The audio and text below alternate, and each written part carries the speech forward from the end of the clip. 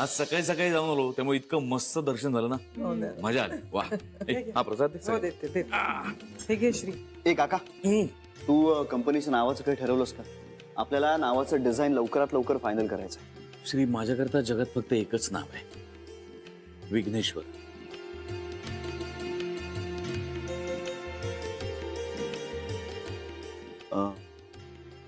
विघ्नेश्वर. माझी खूप श्रद्धा आहे श्री त्याच्यावर. मला आजपर्यंत आयुष्यात जे काही मिळालंय ते सगळं फक्त त्याच्याचमुळे. आज मी जे आयुष्य बघतोय ते त्याच्यामुळे. त्याने मला 6 दिवस दाखवला, माझ्या सगळ्या माणसांमध्ये मला परत आणलं. आज मी जे करतोय आणि इथून पुढे जे काही करीन ते त्याचंच आहे. त्यामुळे त्याला नावही त्याचंच द्यायला हवं, विघ्नेश्वर.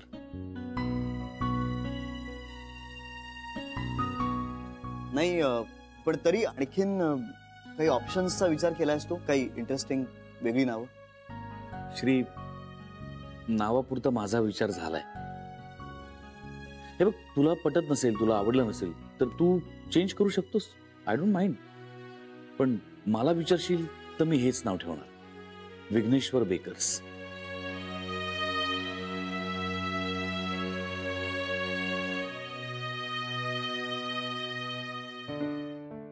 श्री, छान आहे अरे नाव. आणि परत देवाचं नाव आहे ना, अनायचे नामस्मरणही होईल. बघ तू, कंपनीची भरभराटच होईल या नावाने. आणि भाऊजींना आवडलंय ना नाव, ते महत्वाचं आहे. कंपनी त्यांची आहे ना, त्यांना मनापासून आवडलेलं नावच ठेवूया कंपनीला. छान आहे. ठीक आहे, ठरलं तर मग मी निघतो. एक मिनिट. नाही, तुम्ही सगळे माझी कंपनी म्हणताय. छान वाटतंय ऐकायला कानाला. पण नव्या बेकरी युनिटचा मालक तूच असणार आहेस श्री.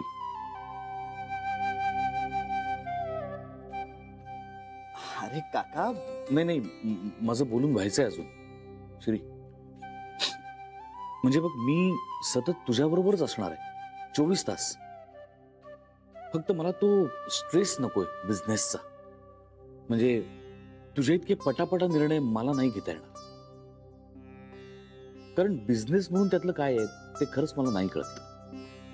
हा, आपलं प्रॉडक्ट उत्तम असेल एवढा कॉन्फिडन्स मला नक्कीच आहे. पण बोटीचा कॅप्टन म्हणून तुझंच नाव लागायला. काका, हे बघ, सुरुवातीला थोडासा बिचकशील, पण नंतर सगळं मॅनेज होईल. सगळं मॅनेज करता येईल. मी जबाबदारी टाळतोय किंवा मला जबाबदारी नकोय असा गैरसमज प्लीज करून घेऊ नको. माझं प्रेम आहे ना, ते माझ्या पदार्थांवर आहे, त्याच्या प्रोसेसवर आहे. ते विकले कसे जातील, त्याचं मार्केटिंग कसं होईल हे मला खरंच कळत नाही.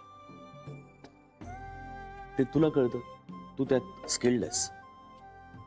माझ्या आवडीचं नाव जर तू आपल्या व्यवसायाला दिलंस तर मला समाधान मिळेल. बस इतकंच.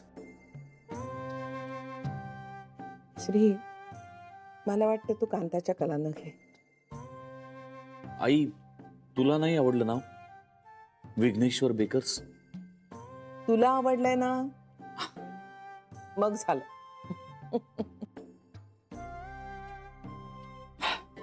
चला ठीक आहे, मी निघतो आता.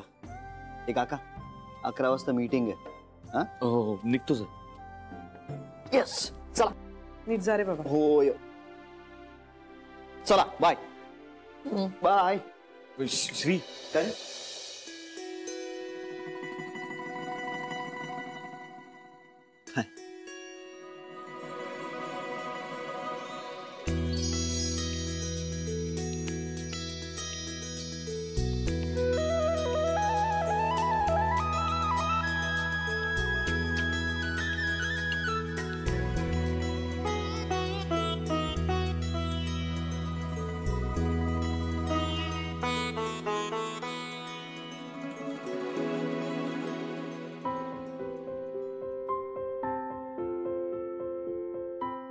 काय आज उशीर नाही होते वाटतं? तू श्री तू हो पुढे, मला थोडा उशीर होईल निघायला. Okay bye. श्री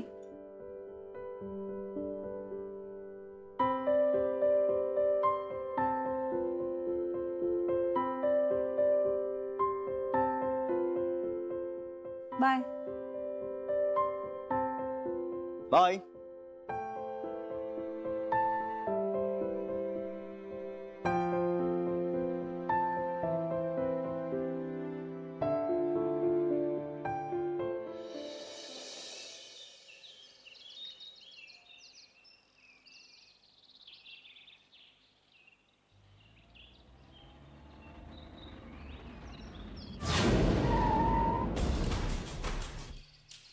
भाऊ विलासला पोलिसांनी उचलला. का? गोखलेने कंप्लेंट केली ना त्याच्या विरुद्ध. गोखले कोण? पक्का बनेल बिझनेसमन आहे. ऑफिस मध्ये येऊन मी सांगतो.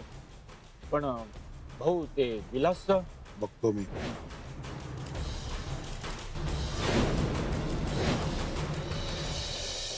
माझं लग्न ठरले हे सुद्धा त्यांना समजावून सांगावं लागणार आहे का? बोला काय? फाईन. नक्की? हो. ओके. यांच्या लग्नाला झाली असतील 25 वर्ष. त्यांना त्याचं काय कौतुक आता? एक तर तू मोठ्याने बोल, नाहीतर मनातल्या मनात बोल. आपण असे पुटपुटता मग आमचे कान टवकारले जातात, उत्सुकता वाढते. बरं त्यावर काय असं विचारलं की काही नाही असं म्हणतेस तू. मी इतकी चिडून या पद्धतीने कोणाबद्दल बोलत असेल असं तुला वाटतंय?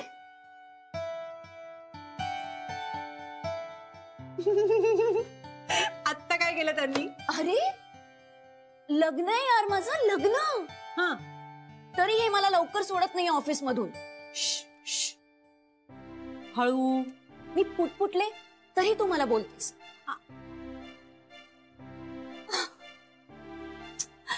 मला घरी जायचंय यार, खूप कामं पडली आहेत. काय झालंय? मी बोलू का त्यांच्याशी? हा बोल बोल बोल. आणि सांग त्यांना की मला शॉपिंगला जायचंय, मला सोडा. अजून शॉपिंग बाकी आहे? म्हणजे काय, तू आलीस का माझ्या बरोबर शॉपिंगला? अगं पण आपलं रविवारी जायचं ठरलं होतं की नाही? हो पण उशीर होईल त्याला. आपण उद्याच जाऊया. तुला यायचंय? उद्या? बरं पण मी फक्त जरा श्रीला.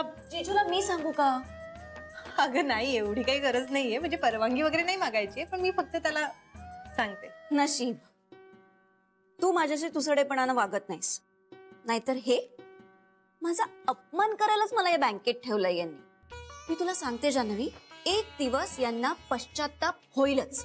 येस.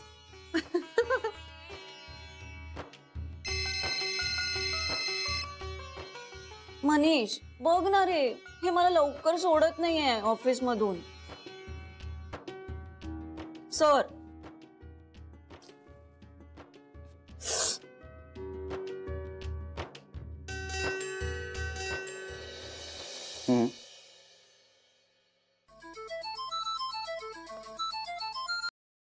हॅलो.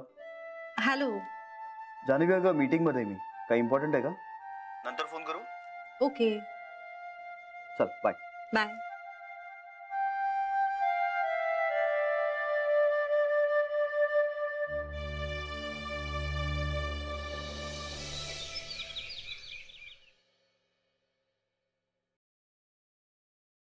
श्री माझा हात धर ना. डॉक्टरांनी सांगितलंय.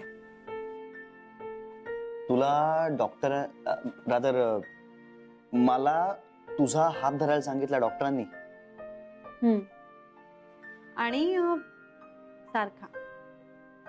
अरे वा. त्यांनी असं सांगितलंय की दिवसभरात किमान फोनवर 4 एक वेळा बोलत जा, किंवा मग महिन्यातनं एखादं नाटक किंवा एखादी फिल्म बघा. नाहीच तर मग वीकेंड्स ना कधीतरी तुम्ही दोघंच असे छान बाहेर जा. हो हो. एक मिनिट. म्हणजे तू मला हे सगळं सांगावंस रादर असं डॉक्टरांना वाटतंय, आणि तू डॉक्टरांना काही गिफ्ट वगैरे दिलंयस का? श्री नाही म्हणजे एखादी साडी वगैरे काही? नाही मला मान्य आहे आता आपण एकमेकांना वेळ देऊ शकत नाही आहोत, पण म्हणून हे. अरे तू माझं ऐक तरी. मला खरंच डॉक्टरांनी असं सांगितलंय. हे बघ, हेतू साधा आहे. नवरा बायकोंनी एकमेकांबरोबर वेळ घालवला तर ते मेंटली आणि फिजिकली जास्त जवळ येतात एकमेकांच्या. नाही पण आपण हे सगळं करतोच की. कधी श्री? आपण नाही करत असं काही. श्री, आपण एकमेकांना समजून घेतो, एकमेकांना कामं करण्यापासून थांबवत नाही, अवाजवी अपेक्षाच करत नाही एकमेकांकडनं. आणि काही वेळा बाहेरच्या गोष्टींकडे किंवा माणसांकडे लक्ष द्यावं लागतं. हे सगळं मान्य, हे सगळं खरंय. पण आपण एकमेकांना वेळ देत नाही, हेही खरंय. श्री, असा अनिर्बंध वेळ नाही देत आपण एकमेकांना. ऍक्च्युली नाही, म्हणजे मला पटतंय हे सगळं आणि आपण करू ना, हे सगळं करूया. फक्त एकदा विघ्नेश्वर बेकर्सचं काम मार्गी लागलं ना की आपण सगळं करूया. ए बाय द वे, तुला हे नाव कसं वाटतंय, विघ्नेश्वर बेकर्स? अरे, काकांच्या श्रद्धेचा भाग येतो. आपल्या आवडीनिवडीचा प्रश्नच नाही ना. त्यांना आवडलंय ना, मग ठेव. पण तुला एक गंमत सांगतो. मला ना सुरुवातीला विघ्नेश्वर बेकर्स हे नाव जरा असं चमत्कारिक वाटलं, पण आता आज दिवसाभरात एक 10 वेळा ते वापरल्यानंतर मला आवडतंय ते. दादा, I am getting use to it. छान आहे. म्हणजे गोखले गृहोद्योगाशी मिळतं जुळतं, जवळ जाणार. अरे वा, मग प्रश्नच मिटला. सो तुमचं काय आज? रुटीन.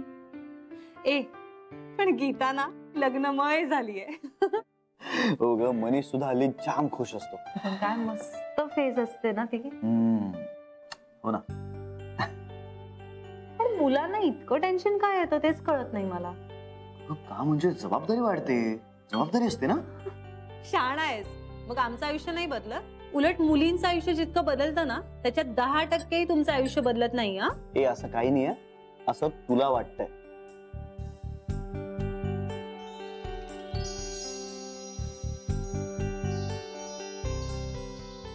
मग कुठे जाऊया या वीकेंडला?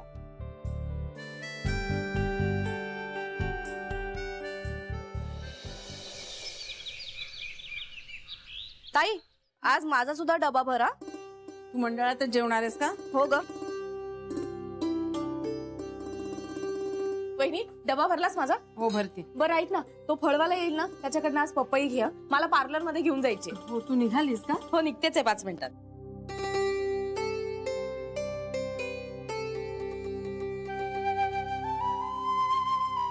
ताई, अगं माझा डबा भरला का? हो, भरला. हा बघी, भरला. तुम्ही सगळ्याच निघालात का ग?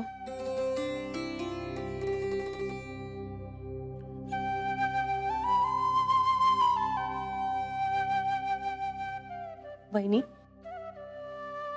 घरात एकटं एकटं वाटतंय का तुला? तू एक काम करतेस का? माझ्या बरोबर पार्लर मध्ये चल, मस्त तुझं फेशियल करून देते. नाही ग बेबी, कंटाळले नाहीये, एकटं एकटं वाटत नाहीये. तुम्ही जा कामाला. पण काळजी वाटतेय आणि बोलायला कोणालाच वेळ नाहीये ना.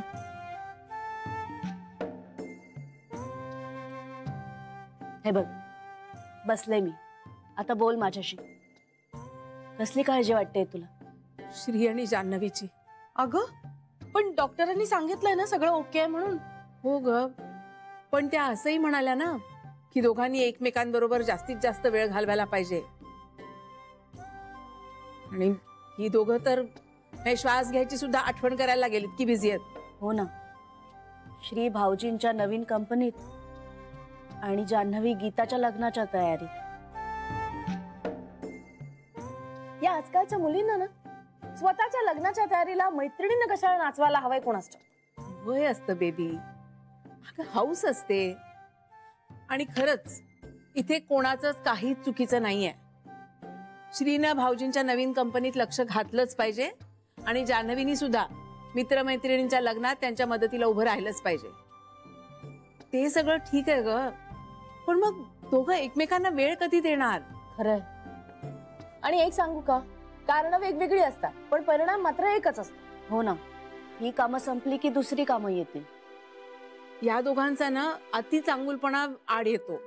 म्हणजे ह्यांना कुणाला नाही म्हणताच येत नाही ग. आणि असं असलं की ही दोघं कायमच बिझी राहणार ना. नाही, यावर काहीतरी तोडगा काढायला हवा. काही नाही, आता ही कामं संपली ना की दोघांनी सुट्टी घ्यायला हवी. आपणच त्यांचा एखादा छोटा हनीमून प्लॅन करायचा का? हा, असंच काहीतरी करूया. नाहीतर हे दोघं स्वतः उठून निवांत ठिकाणी जातील असं होणारच नाही. खरंच असंच काहीतरी करूया. डॉक्टरांचं म्हणणं या दोघांपेक्षा आपणच मनावर घेतलं पाहिजे. या दोघांना जास्तीत जास्त वेळ एकमेकांबरोबर घालवता येईल ही आपली जबाबदारी आहे असं मानूया. हो, बरोबर आहे तुझं. आणि मी ना यांना फोन करते आणि यांना सांगते जरा श्रीला समजावा म्हणून. हो, सांगच तू.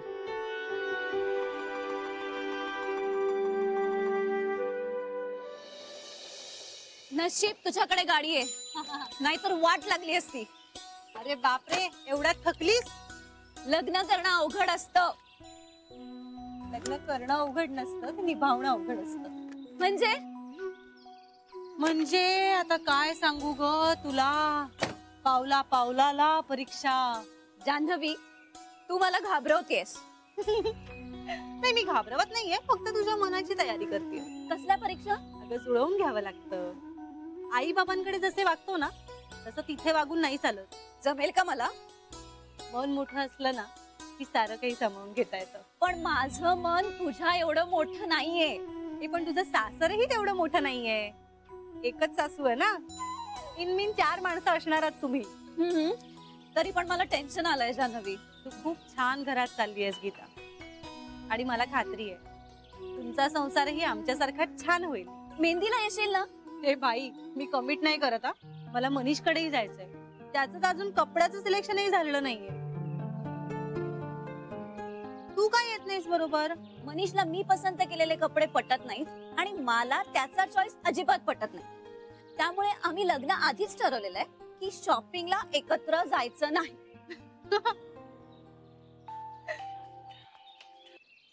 हॅलो, छे रे, आत्ता कुठे गीता मॅडमचं झालंय. मला अजून मनीषच्या घरी जायचंय. हो, तू काय ऑफिस मध्ये आहेस? बरं श्री, ऐक, आज जर लवकर घरी येणार असेल तर प्लीज पटकन झोपून जा. 3 रात्री झोपला नाहीयेस तू. हो, मी गाडी अगदी सावकाश चालवीन, नीट चालवीन. ठीक आहे, बाय. चल, तू चालव गाडी, मी झोपणार आहे. चालेल ना? म्हणजे शॉपिंग करून करून मी खूप दमले, त्यामुळे तू गाडी चालव. तू पण दमली असशील, I know. Thank you so much. तुला हे कळलं. पण आता काय बाबा, नवरी मुलगी म्हणते म्हटल्यावर आम्हाला ऐकावंच लागणार. या मॅडम, शांत झोपा. चला, गुड नाईट.